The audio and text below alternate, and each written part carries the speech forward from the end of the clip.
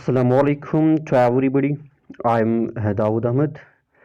Today we will start with the new chapter, that is the age of industrialization for class 10th. The age of industrialization in this chapter, uh, we will discuss the industrial revolution in the Western perspective and Indian perspective. Okay, so uh, first of all, we will start the introduction of this chapter.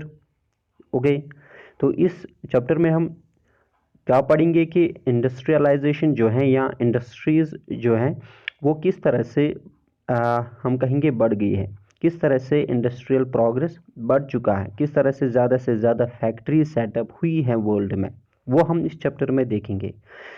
Okay, so the age of industrialization, as we know कि industrialization इसका मतलब है कि ज़्यादा से ज़्यादा हम कहेंगे मशीन का होना, ओके, प्रोडक्शन का होना या फैक्ट्रीज का होना.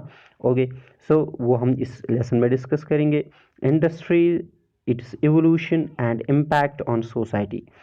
ओके, तो इस चैप्टर में हमने डिस्कस करना है कि इंडस्ट्री, इट्स एवोल्यूशन, किस तरह से इंडस्ट्री सेटअप हो चुकी है, किस तरह से ये इवॉल्व हो चुकी है, और impact on society. This is important thing कि जो इंडस्ट्रीज हैं इसने सोसाइटी पे क्या इम्पैक्ट डाला है, किस तरह से सोसाइटी भी चेंज हो गई है because of the industrial revolution which was you know that about started about we can say in mid 18th century in England. Okay, so uh, as I have already told you that in this chapter we will discuss it with the Western perspective as well as Indian perspective. Okay, so in this chapter we have to know the proto industrialization. हमें proto industrialization के बारे में पहले बात करनी है. Okay, कि जिस तरह से प्रोटो इंडस्ट्रियलाइजेशन क्या होता है, वो होता है कि इनिशियल और the first stage of something. Clear. Okay, industries किस तरह से आ गई हैं, पेस ऑफ ग्रोथ, किस तरह से इंडस्ट्री जो है वो इसने ग्रो किया है. ओके, इंडस्ट्री किस तरह से बढ़ी है कि हम इसमें देखेंगे. Okay, mechanization and life of workers, ये भी हम इसमें पढ़ेंगे कि किस तरह से मशीन ज़्यादा से ज़्यादा बढ़ गई हैं, और life of worker, what was the life of workers, ये हम आगे पढ़ेंगे. एंड इंडियन पर्सपेक्टिव में हम पढ़ेंगे इसमें impact on colonies as we know that जिस तरह से इंडिया ब्रिटिश की कॉलोनी थी, तो ब्रिटिश इंडिया पे क्या इम्पैक्ट पड़ा इंडस्ट्रियलाइजेशन की वजह से, वो हम देखेंगे. और वीवर्स होते हैं वो बुनने वाले, जो टेक्सटाइल को है ना बुनते हैं, क्लॉथ्स को बना लेते हैं. सो वीवर्स, उनका हम कंडीशन देखेंगे. अपकमिंग ऑफ इंडियन इंडस्ट्रीज किस तरह से आ गई है. ओके, ये हम इसमें पढ़ेंगे. द पिक्यूलरिटीज ऑफ इंडस्ट्रियल ग्रोथ, और क्या प्रॉब्लम्स रही है इंडस्ट्रियल ग्रोथ में. ओके, क्या क्या प्रॉब्लम्स फेस करनी पड़ी. And market for goods means कि it is some sort of the different from the topic. That means कि यहाँ पर क्या है कि एडवर्टीज़मेंट किस तरह इस्तेमाल किया जाता था, स्टिकर किस तरह से इस्तेमाल किया जाता था कि जो गुड्स हैं इनको मार्केट में ज़्यादा से ज़्यादा कंजप्शन हो. So this is what we will discuss in this chapter. तो ये एक हम वी कैन से दैट एक प्रीफेस था जो आगे हम डिस्कस करेंगे. तो हम लेसन शुरू करते हैं. Okay, with the image.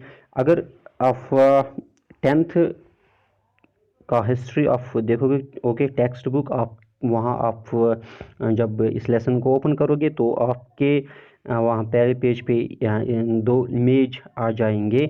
Okay, तो जो पहली इमेज है इसका जो ये इमेज है, ओके, जो ये यहाँ बनी हुई है, that is dawn of the century, and the second image is two magicians. तो ये पेंटिंग दो बनी हुई हैं. Okay, these are the two paintings जो अबाउट 1900 में पब्लिश की गई है. Okay, dawn of the century ये किसने पब्लिश की है, काफ़ी दफ़ा एग्जाम में आ चुका है. Okay, it is by E.T. Paul. Okay, E.T. Paul ने ये पब्लिश किया 1900 में, dawn of the century. Dawn क्या होता है, डॉन होता है फॉर एग्जांपल तुलू होना. ओके, किसी चीज़ का जो है हम कहेंगे जाहिर होना। Okay, so that is the dawn of the century. It shows that the beginning of the new era. Okay, the beginning of the new time, the beginning of the new, we can say that the progress, the modernization. Okay, तो इस image में आप लोग देख रहे हैं कि एक हम देख रहे हैं there is a woman. Okay, तो इसके हाथ में ये टॉर्च है और she is you know that called the angel of progress. Okay, angel of progress. तो ये प्रोग्रेस का एक सिंबल दे रहे हैं, क्योंकि अगर हम आप देखोगे ओके बिहाइंड द वुमन, यहाँ पे you can see the printing. Okay, you can see the camera, you can see the machines. Okay, तो आप ये जो है मशीन गुड्स देख सकते हो इसके पीछे से। तो it signifies the new era. Okay, तो ये सिग्निफाई करता है कि एक नया जो है हम कहेंगे कि साइन ऑफ प्रोग्रेस ये सिग्निफाई कर लेता है। Okay, it was we can say that published by E.T. Paul in 1900। तो ये एक इमेज है जो ये वी कैन से सिग्निफाई करता है कि जो इससे पहले टाइम था वो तो without we can or we can say without the progress, without the machines। Okay, जो ये टाइम इससे पहले गुजर चुका है, अब ये मशीन्स आ गई है, अब नया दौर जो है उसने जन्म लिया है। So the second picture, okay, the second image or the second painting is that is the two magicians। You can see here, ये जो ये पहला जो है यहाँ शख्स है अलाउद्दीन। ओके, अलादीन है। दूसरा यहाँ पर है we can say that the ये एक मशीन वर्कर है। ओके, अलादीन और मशीन वर्कर।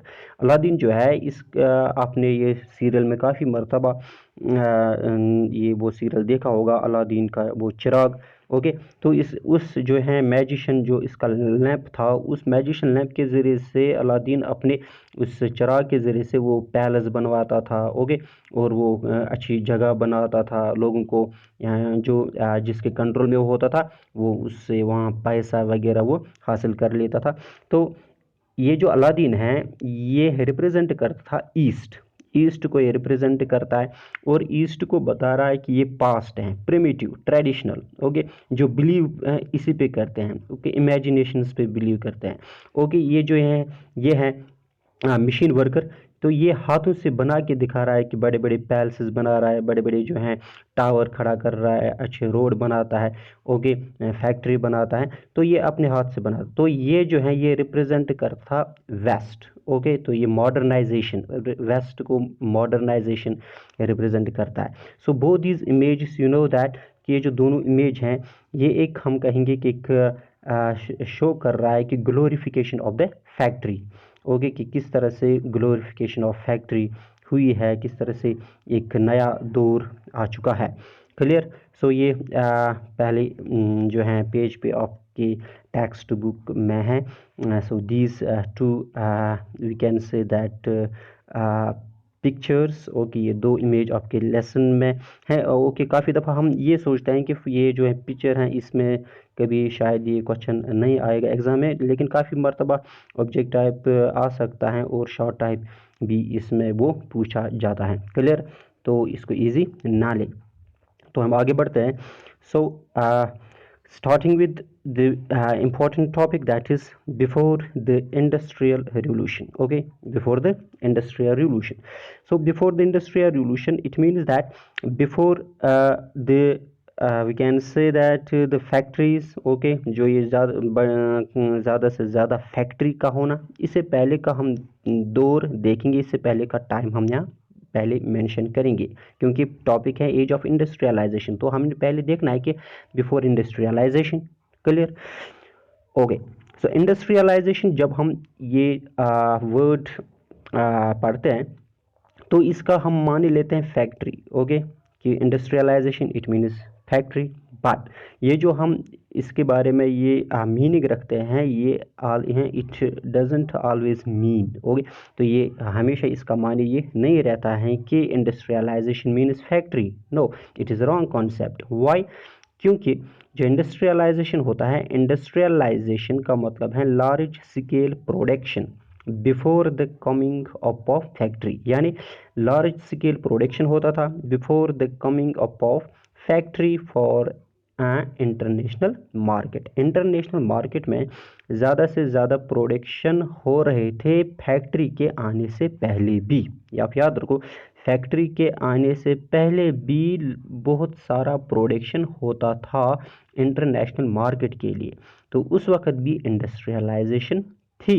ओके, लेकिन ये ज़रूरी नहीं है कि फैक्ट्री ही हो, तो बाकी सेक्टर से भी गुड्स को प्रोडक्ट किया जाता था, जिसको हम बोलते हैं इंडस्ट्रियलाइजेशन। तो हाउ, इसी को हम बोलते हैं proto industrialization. Okay, this is called proto-industrialization. Proto-industrialization means initial phase or starting phase of the industrialization. तो इस फेज, ये जो प्रोटो इंडस्ट्रियलाइजेशन है, इस फेज में क्या होता था पहले हम ये देखेंगे। देखो, इसमें जो मर्चेंट होता था, ओके, मर्चेंट मर्चेंट क्या करता था, मर्चेंट मूव है ना, merchant move to countryside. जो मर्चेंट होता था वो कंट्री साइड की तरफ जाता था। फॉर एग्जांपल, मैं मर्चेंट हूँ, ओके, मैं कंट्री साइड की तरफ जाता था और वहाँ लोगों को एडवांस देता था, पीजेंट्स को, आर्टिसंस को एडवांस देता था। किसके लिए? ताकि वो प्रोडक्शन करे। ओके, मैं ये टाउन से आता था और जा रहा था कहाँ, ओके, मैं कहाँ जाता था, कंट्री साइड की तरफ जाता था, ताकि मैं इनको एडवांस दूँ, वो मेरे लिए वहाँ प्रोडक्शन करे और मैं इस प्रोडक्शन को इंटरनेशनल मार्केट में बेचता था, वहाँ मुझे पैसा मिल जाता था। फॉर एग्जांपल, मैं पीजेंट को 10 रुपये देता था एडवांस, और वहाँ वो मुझे कोई चीज़ देता था, तो मैं उसी जो है गुड्स को मार्केट में बेचता था 15 रुपये में, तो मेरे भी प्रॉफिट बच जाता था इसमें। तो इस तरह से मर्चेंट जो है ये काम कर लेते थे। Okay, sales in international market, तो ये इंटरनेशनल मार्केट में इनको बेचता था। तो इस तरह से प्रोटो इंडस्ट्रियलाइजेशन फंक्शन कर रहा था।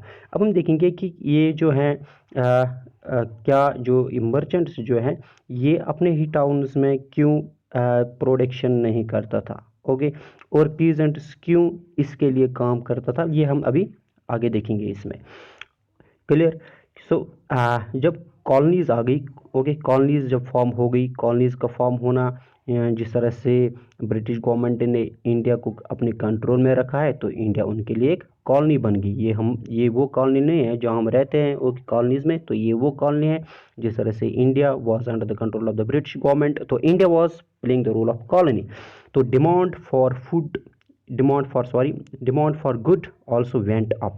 तो जो डिमांड है गुड्स की, वो भी उससे वो भी बढ़ जाती है। डिमांड भी आहिस्ता आहिस्ता से बढ़ गई है जब कॉलोनीज बन गई, क्योंकि अब जो इंडिया है उनके लिए भी जो मर्चेंट्स थे वो चाहते थे अब उनके लिए भी गुड्स को फिनिश करना है, गुड्स को प्रोड्यूस करना है, क्योंकि there is also demand in the colonies, वहाँ पर भी डिमांड आ चुकी है। तो ये भी एक हम कहेंगे प्रोडक्शन को वी कैन से मोटिवेट कर रहा था। So the production increased, production ज़्यादा से ज़्यादा बढ़ गया है because of the demand. Okay, not from town but from country side. As we know that ये जो प्रोडक्शन हो रहा था कहाँ, ये कंट्री साइड में प्रोडक्शन हो रहा था। So the production was not from town but from country side. Why, ये हम अभी देखेंगे। पहले हम इस पे आ जाएंगे, प्रोटो इंडस्ट्रियलाइजेशन क्या होता है। अगर आप के बुक में भी है ये प्रोटो इंडस्ट्रियलाइजेशन इसकी डेफिनेशन, ओके, जब एग्ज़ाम में ये क्वेश्चन आ जाएगा तो आपको क्या करना है कि ये जो कीवर्ड्स होते हैं कुछ उनको याद रखना होता है, ओके, और इन कीवर्ड्स को ही मेंशन करना पड़ता है, फिर जो मार्क्स होते हैं वो बराबर आते हैं। देखो, proto industrialization it means network of commercial exchange. So this is the commercial exchange. जो मर्चेंट है वो इनको एडवांस दे रहा है, जो पीजेंट हैं वो इनको प्रोडक्शन दे रहा है मर्चेंट्स को, फिर मर्चेंट्स इसी जो प्रोडक्शन होता है इन्हीं गुड्स को मार्केट में बेचते हैं। So there is the commercial exchange. तो ये कमर्शियल एक्सचेंज होता है। So this is network of commercial exchange controlled by merchants. This system is controlled by merchants. Okay, goods were produced by producers. जो goods होते हैं ये producers produce करते हैं, पीजेंट्स आर्टिसंस प्रोड्यूस करते हैं, working with family form not factory. तो ये फैमिली फॉर्म जो है ओके वो फैमिली जो फॉर्म बने हुए रहते हैं घर में काम करते हैं वो लोग, तो वहाँ पे एंड नॉट फैक्ट्रीज। ओके, ये फैक्ट्री में काम नहीं होता था। ओके, ये घरों में काम किया जाता था, डोमेस्टिक जो है इंस्टीट्यूशंस में काम किया जाता था, ये फैक्ट्री में काम नहीं होता था। इसी को बोलते हैं प्रोटो इंडस्ट्रियलाइजेशन। ओके, तो हम आगे बढ़ते हैं। So this as we know that the merchant जो है वो कंट्री साइड जाते थे। ओके, वहाँ जो कंट्री साइड में होते थे कौन, पुअर पीजेंट्स। ओके, तो पुअर पीजेंट्स होते थे एंड आर्टिसंस होते थे। Okay, they started working for them, वो इनके लिए काम करते थे। क्यों? क्योंकि जो कंट्री साइड में जो एग्रीकल्चरल सेक्टर था, ओके, इन एग्रीकल्चरल सेक्टर जो था इसका जो ग्राफ था वो डाउन था। Okay, decrease decrease in the production of agriculture. जो एग्रीकल्चर प्रोडक्शन था उसमें ज़्यादा जो है प्रोडक्शन उनको नहीं आता था। और ओपन फील्ड जो होता था it also disappeared. Open field as we know, शायद 9th क्लास में आपने पढ़ा होगा कि जो ओपन फील्ड होता था, जो ये वो फील्ड हैं जिस फील्ड को इस्तेमाल करते थे ग्रेजिंग के लिए, जिस फील्ड को इस्तेमाल वो करते थे for the fuel for other purposes, उनको वो इस्तेमाल करते थे। और and this now open field was also controlled by the government. अब इस ओपन फील्ड को भी गवर्नमेंट ने कंट्रोल किया था and now it was problem for these countryside people. So that is why the merchants provided alternative source. अब इनको ये alternative source दे दिया गया of इनकम, इनके लिए एक इनकम दे दिया गया या मर्चेंट्स के द्वारा। सो क्या एडवांस दिया जाता था, एक तो पहले से ही उनको पैसा मिलता था, दूसरा स्मॉल स्केल प्रोडक्शन, इनको यहाँ से स्मॉल स्केल प्रोडक्शन आ रहा था, ज़्यादा प्रोडक्शन नहीं होता था अपने एग्रीकल्चर में।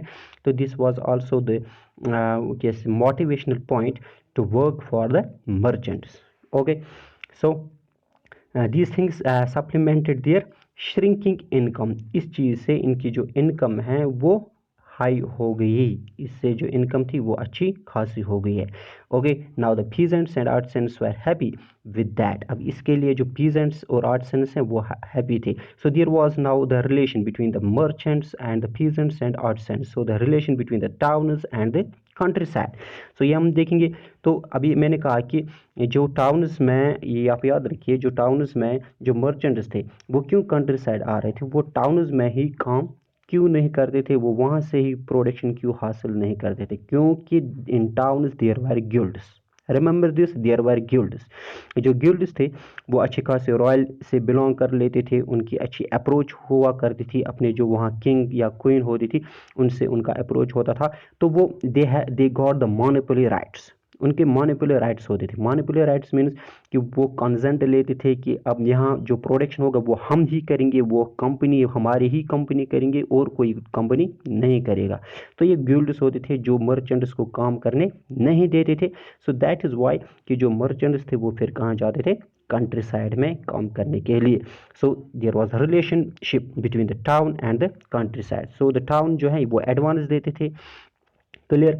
जो काउंटर साइड है वो स्पिनिंग का काम करते थे। उस पहले स्पिनिंग होता है जो है धागे बनाना, ओके, फिर वेविंग भूनना, क्लॉथ्स को बनाना, फिर उसको डाइंग के लिए फिनिश करना। ओके, टाउन्स में इसको फिनिश किया जाता था, फिर इसको सेल किया जाता था। Okay, selling of these goods for the international market. So this is how the whole system was working. ये था during the proto industrialization. Okay, I hope it is now clear कि किस proto industrialization means early phase के अब यहाँ जो है factory का नहीं आ रहा है, यहाँ तो डोमेस्टिक काम हो रहा है, यहाँ तो घर में जो है चरखे के ज़रिए से कपड़ा बनाया जा रहा है, इनको वेविंग किया जा रहा है, प्रोडक्शन किया जा रहा है। ओके, सो ये पहला फेज़ है किस तरह से आर्टिसंस टाउन से कंट्री साइड आ रहे थे, तो वो काम करने के लिए अपना प्रॉफिट बना रहे थे। लेकिन और हम ये भी देख रहे हैं कि यहाँ पर डिमांड भी है क्योंकि कॉलोनीज़ हैं और कि लोगों के सभी लोग तो खुद कपड़ा नहीं बनाएंगे, तो दैट इज़ की डिमांड बहुत ज़्यादा है और प्रोडक्शन भी बहुत ज़्यादा आ रहा है। So this is also the industrialization and we this phase is called the proto industrialization. I hope this is clear. Thank you.